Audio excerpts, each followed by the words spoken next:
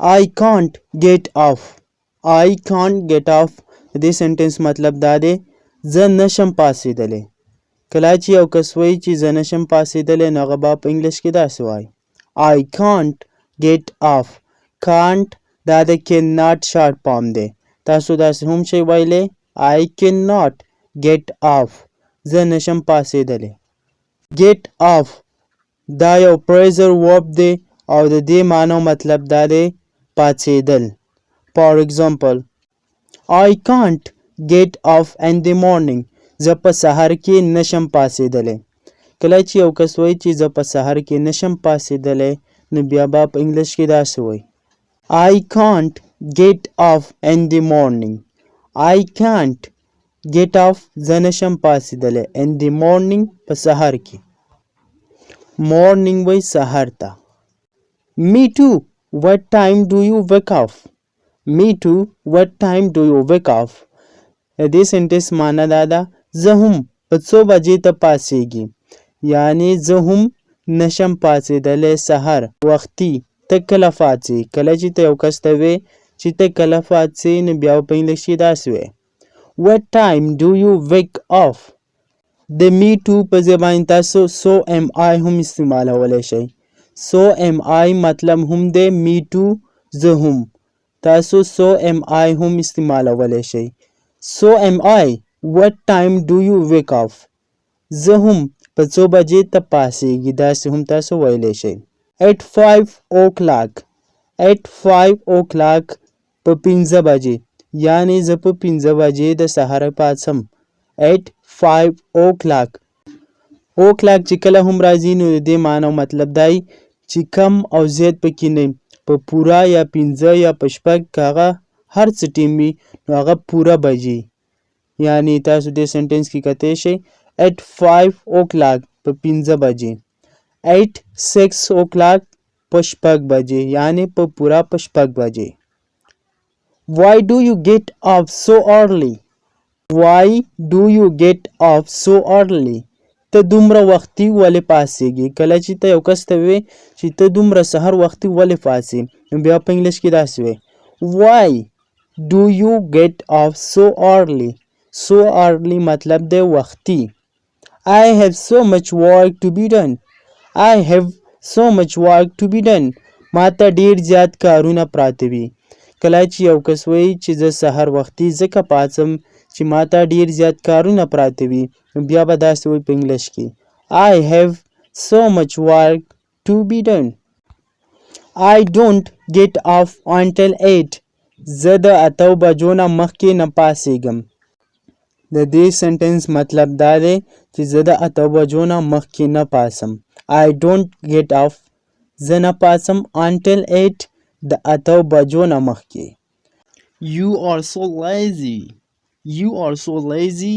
ته خو ډېر ناراض دی. کله چې ته یو کس ته وایې ته خو ډېر ناراض دی یعنې ډېر سست دی نو بیا په انګلیش کې داسې وایي You are so lazy. lazy وایي ناراسته ته. What do you do? What do you do? ته څه کار کوې؟ کله چې ته یو کس ته وایې چې ته څه کوې ته څه کار کوې نو بیا په انګلیش کې داسې وایي What do you do? ته څه کار کوې یعنې ته څه کار روزګار کوې. What do you do? یعنې ته څه کار روزګار کوې. I have a small shop. زما یو ورکوټی دکان دی. کله چې ته یو کس ته وایې چې زما یو ورکوټی دکان دی نو بیا په انګلیش کې داسې وایي I have a small shop. shop وایي دکان ته.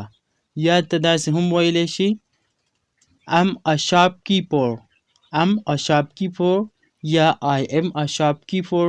زه یو دکاندار یم. shopkeeper وایي دکاندار ته او shop وایي دکان ته.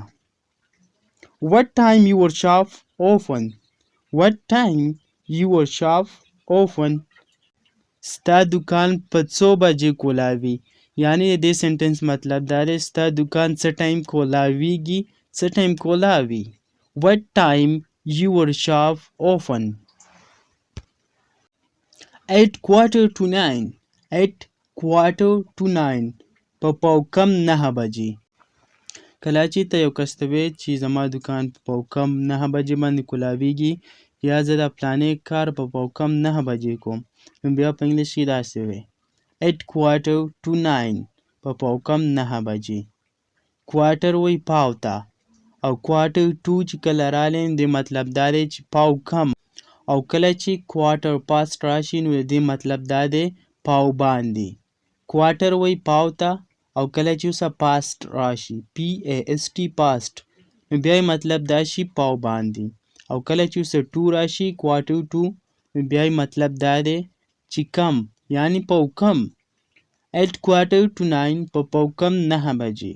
8:45 په کم 8 بجې. 8:10 په کم 10 بجې. 8:15 کله چې تاسو ووایئ چې پاو باندې 9 بجې نو بیا به داسې وایئ 8:15 بیا به د ټو په ځای باندې پاست ولګوئ. 8:10 پاو باندې 10 بجې. What did you do yesterday? پرون دې څه وکړل؟ What did you do yesterday? پرون دې څه وکړه؟ What did you do تاسو هم ویلی شئ او what did you do هم تاسو ویلی شئ. کله چې د یو لفظ په اخره کې ډي راغلی او د بل دویم لفظ کوم چې سټارټیږي هغه د وای نه سټارټ شوی وي نو بیا دا ډي د جي په شان اواز ورکوي د جیم په شان اواز ورکوي. لکه تاسو په دې سنټنس کې تاسو ته ښکاري what did you do دلته DID راغلی او بیا سټارټ دا بل یو د وای نه شوی نو دا مونږ داسې هم ویلی شو what did you do yesterday پرون دې څه وکړه. Hi, how are you? Hi, how are you? سلام څنګه؟ You look tired. You look tired دې سنټنس مطلب دا دی داسې ستړی ستړی ښکاري. کله چې یو کس ته وایې چې ته داسې ستړی ستړی ښکاري بیا په انګلیش کې داسې وایې You look tired. Tired وایي ستړي ته. Did you sleep okay last night? Did you sleep okay last night? آیا بیګا دې صحیح خوب کړی و؟ کله چې ته یو کس ته وایې چې داسې ستړی ستړی ښکاري آیا بیګا دې خوب کړی و نو بیا په انګلیش کې داسې وایي Did you sleep okay last night? Last night وایي یعنی تېره شپه بیګا نو د دې سنټنس مطلب دا شو آیا بیګا دې صحیح خوب کړی و. Did you sleep okay last night? No, I didn't. نه کنه د دې سنټنس مطلب دا دی No, I didn't. نه خوب مې نه و کړی. Why? What did you do yesterday? Why? What did you do yesterday? ولې پرون دې څه کول؟ Yesterday was my friend's wedding party. Yesterday was my friend's wedding party. د دې سنټنس معنی دا ده پرون زما د ملګري د واده پروګرام و. Yesterday پرون was و دې فرینډ څه چې دا کوم اپاسټروفیس راغلی دی نو دا وایي زما ملګري. ویډینګ ویډینګ وایي واده ته پارټي وه پروګرام و. د دې سنټنس مطلب دا شو Yesterday was my friend's wedding party. پرون زما د ملګري د واده پروګرام و. I was there till midnight. زه بیګا د نیمې شپې پورې هلته وم. کله چې ته وایې چې زه هلته وم بیګا د نیمې شپې پورې بیا په انګلیش کې داسې وایې I was there. زه هلته ومه. There معنی د هلته. till midnight د نیمې شپې پورې.